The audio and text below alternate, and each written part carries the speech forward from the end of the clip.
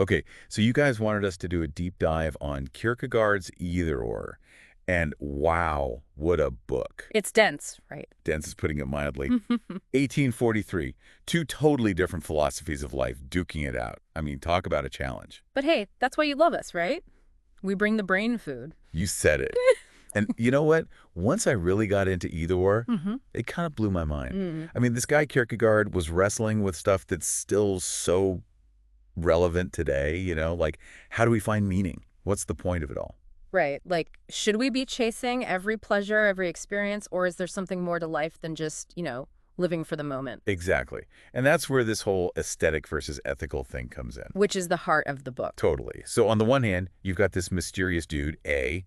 He's all about the aesthetic life. Think pleasure-seeking, beauty, always chasing the next thrill. There's that scene where he's talking about Don Giovanni, the opera character, and how he's always got to have a new conquest. Yeah, and A is like that too. For him, the good life is all about the pursuit of new experiences. Always got to keep things fresh and exciting, But it's not like he's just some, shallow party animal. Yeah. He's super intelligent, articulate, but he just can't commit to anything or anyone. And I think that's what Kierkegaard is getting at, This constant need for novelty, it can come from a place of fear. Fear. Yeah, like fear of boredom, fear of missing out, but even deeper, like a fear of truly connecting with someone or something, because then, what if you lose it? Whoa. Okay, yeah, I see what you're saying. And then on the flip side, you've got Judge William, total opposite of A. Yeah, the judge is all about the ethical life, duty, responsibility, building a life that's grounded in something solid and lasting. Right, like marriage, family, being part of a community. I gotta say, when I first started reading his parts, I was like, that sounds kind of boring. Yeah, I get that. But then the more you read, the more you realize he's actually making a really powerful case for this kind of life. He's talking about finding true joy in commitment, in responsibility, in those deep connections that last longer than a weekend fling, And the thing is, for Kierkegaard, it's not just about blindly following rules or tradition. It's about making a conscious choice to live a life that's meaningful, a life that contributes to something bigger than yourself. Okay, so we've got these two totally different ways of being. The aesthetic life, the ethical life. So who wins? Well, that's the thing. Kierkegaard doesn't give you a clear answer. He's more interested in the struggle itself. Yeah. Like the process of choosing how you want to live. Yeah. Because in a way, we all face that choice, right? Like, do you go for the instant gratification, the constant stream of new experiences, or do you commit to something bigger, something more meaningful, even if it's harder? Absolutely. And that's where the whole idea of the leap of faith comes in. Have you ever felt that? Like you're standing on the edge of something and you just got to jump. Oh, yeah, totally. So many times. Like starting this podcast was a leap of faith.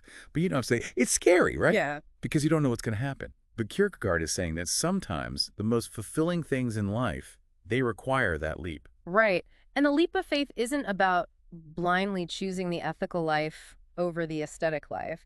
It's about recognizing that both have their downsides, Like you said, the aesthetic life might be fun at first, but it can lead to this kind of emptiness if you're always chasing the next thing and never really connecting with anything. And the ethical life can feel, well, like restricting at times, right? Like all responsibility, no fun. Yeah, it can feel that way.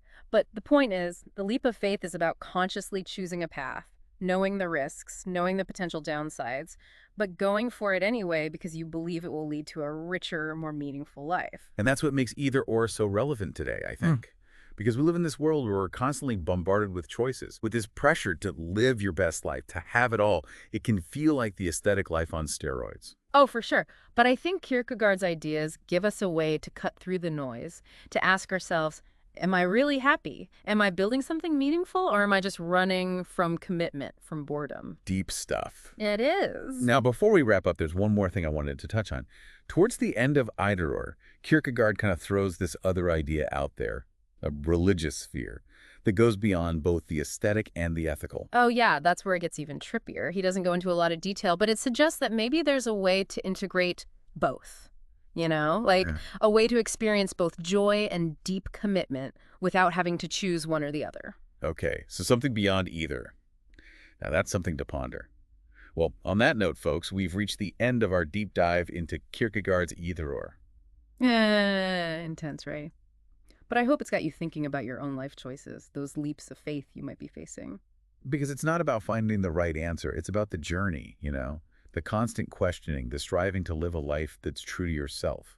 And maybe, just maybe, there's a way to have it all, the joy and the commitment, the freedom and the meaning. Who knows? That's the beauty of it, right? The exploration never ends. So keep exploring, friends. Yeah. And thanks for joining us on this deep dive.